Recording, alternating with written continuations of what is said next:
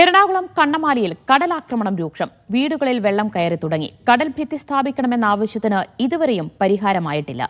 Lydia Jacob ചേരുകയാണ്. Lydia, കടലാക്രമണം അതിരൂക്ഷമാണ്. എത്രത്തോളം ദുരിതത്തിലാണ് തീരദേശവാസികൾ? വലിയ കടലാക്രമണമാണ് കണ്ണമാലി ഭാഗത്ത് ഇന്ന് ഉച്ചയോടെ തുടങ്ങിയിരിക്കുന്നത്. രാവിലെ മുതൽ ചെറിയ രീതിയിലുള്ള കടൽക്കയറ്റമുണ്ടായിരുന്നു. അത് ഉച്ചയായപ്പോഴേക്കും വലിയ രൂക്ഷമായ സാഹചര്യത്തിലേക്ക് എത്തിയിരിക്കുകയാണ്. നമുക്ക് ദൃശ്യങ്ങളിൽ കാണുന്ന പോലെ മുട്ടിന് മുകളിൽ വെള്ളത്തിലാണ് നമ്മൾ നിൽക്കുന്നത്. ഇതൊരു റോഡാണ്. രണ്ട് വശത്തും വീടുകളുണ്ട്. ഉള്ളിലേക്ക് കയറുകയാണെങ്കിൽ ചെറിയ വീടുകളാണ് ഉള്ളിലേക്കുള്ളത്. അതിലൊക്കെ വെള്ളം കയറി കഴിഞ്ഞു. കക്കൂസ് മാലിന്യം അടക്കം നിരവധി മാലിന്യങ്ങൾ ഒഴുകി വരുന്നു. അതിലൂടെയാണ് ആളുകൾ സഞ്ചരിക്കുന്നത്. നമുക്ക് ദൃശ്യങ്ങൾ കാണുന്നത് പോലെ മറ്റു വഴികളില്ല. ഈ റോഡിലൂടെ, ഈ വെള്ളത്തിലൂടെ ഈ നടന്നു വരികയല്ലാതെ മറ്റു വഴികളില്ല. ഈ കണ്ണമാലിക്കാരുടെ ഈ ദുരിതം, ഈ ചെല്ലാനങ്കാരുടെ ദുരിതം എന്ന് പറയുന്നത് അത് ഇന്നോ ഇന്നലെയോ തുടങ്ങിയതല്ല, വർഷങ്ങളായുള്ള ദുരിതമാണ്.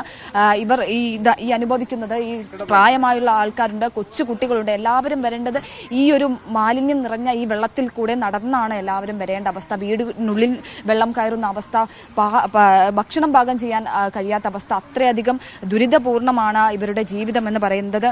അമ്മച്ചി, എന്താണ് അവസ്ഥ? എന്താണ് അവസ്ഥ? പെരടത്ത് കയറാനായി ചോദിച്ചു കഴിഞ്ഞാൽ നിസ്സാരം കൂടി ഉള്ളു കയറാൻ.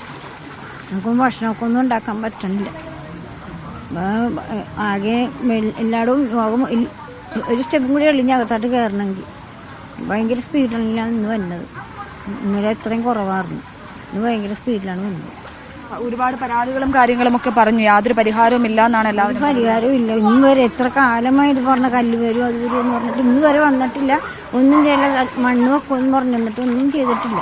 ചാക്കേ വെക്കുമെന്ന് പറഞ്ഞിട്ട് ഇതുവരെ ഒന്നും ചെയ്തിട്ടില്ല. എനിക്ക് ആകെ കഷ്ടത്തിലാണ്. ഇനി ഞങ്ങൾക്ക് വെള്ളാത്തൂടി കയറും. അത്രയും ഭാഗത്തിലാണ് വന്നേക്കുന്നത്. ഇന്നലേക്ക് ഇത്രയും കുറവായിരുന്നു. എല്ലാ രോഗികളെ ഞങ്ങൾ രണ്ടുപേരും രോഗികൾ. പാടില്ലാത്തതാണ് ഞങ്ങൾ രണ്ടുപേരും. കാഴ്ചക്കുറവൊക്കെ ഉള്ളതാണ്. വലിയ ദുരിതം തന്നെയാണ് ഇവിടെയുള്ള ആളുകളെ സംബന്ധിച്ച് ഉള്ളത്. കാരണം നമുക്ക് ദൃശ്യങ്ങളിൽ കാണുന്നത് പോലെ തന്നെ രോഗികളുണ്ട്, പ്രായമായിട്ടുള്ള ആളുകളുണ്ട്, കൊച്ചു കുട്ടികളുണ്ട്. ഇവരെല്ലാവരും അനുഭവിക്കുന്നത് ഇതേ ദുരിതം തന്നെയാണ്. വർഷങ്ങളായി അവർ അനുഭവിക്കുന്ന ദുരിതമാണ്. നിരവധി തവണ പരാതികൾ പറഞ്ഞു. അധികൃതർ ഒരുപാട് ഉറപ്പുകൾ നൽകി. 3 മാസത്തിനുള്ളിൽ ഈ കടൽഭിത്തിയുടെ നിർമ്മാണം തുടങ്ങാമെന്നൊക്കെ ഉറപ്പ് നൽകിയത് കൂടിയാണ്. പക്ഷെ ഇതുവരെയായിട്ടും അതിൽ ഒരു അനക്കം തട്ടിയിട്ട് പോലുമില്ല എന്നുള്ളതാണ് ഇവിടെയുള്ള ആളുകൾ പറയുന്നത്. അതാണ് ഇവരുടെ പരാതി എന്ന് പറയുന്നത്. അല്പം മുൻപ് സംസാരിച്ച ആളുകളൊക്കെ കരഞ്ഞുകൊണ്ടാണ് സംസാരിക്കുന്നത്. കാരണം മറ്റു വഴികൾ അവർക്കില്ല. അവരുടെ വീടിനുള്ളിലേക്ക് വെള്ളം കയറുന്നു. ഒരു തരത്തിലും വീട്ടിൽ കിടന്നുറങ്ങാൻ സാധിക്കാത്ത അവസ്ഥ. ചേച്ചി, എന്താണ് ചേച്ചി അവസ്ഥ? വർഷങ്ങളായിട്ട് ഇത് തന്നെയാണല്ലോ. വർഷങ്ങളായിട്ട് ദയനീയ അവസ്ഥയാണ്. ഞങ്ങള് എന്താ പറയണം, പറയാൻ പറ്റുന്ന വാക്കുകളൊന്നും ഇല്ല പറയാൻ. അതിക്ക് ദയനീയമായ അവസ്ഥയാണ്. കാണുന്നില്ലേ, ഇതൊക്കെ തന്നെയാണ്. 3 മാസത്തിനകം പണി തുടങ്ങാമെന്നായിരുന്നു സർക്കാർ പറഞ്ഞത്. 3 മാസമായിട്ട് ഇപ്പൊ മാസങ്ങൾ കഴിഞ്ഞ്, വർഷങ്ങൾ കഴിഞ്ഞ്, ഇതിട്ട് തുടങ്ങിയിട്ടില്ല. ആ ഒരു അവസ്ഥയാണ്. വീടിനുള്ളിലേക്കൊക്കെ വെള്ളം കയറി. വീടിനുള്ളിലേക്ക് വെള്ളം കയറി. ഞാൻ രാവിലെ പോയപ്പോ നടന്നു പോയതാണ്. ഇപ്പൊ ഉച്ചക്ക് വന്നപ്പോ കയറാൻ പറ്റാത്ത സാഹചര്യമാണ്. ഇനി അങ്ങോട്ട് ചെന്നാൽ അറിയാൻ പറ്റുള്ളൂ വീടിന്റെ അവസ്ഥ എന്താവുന്നു.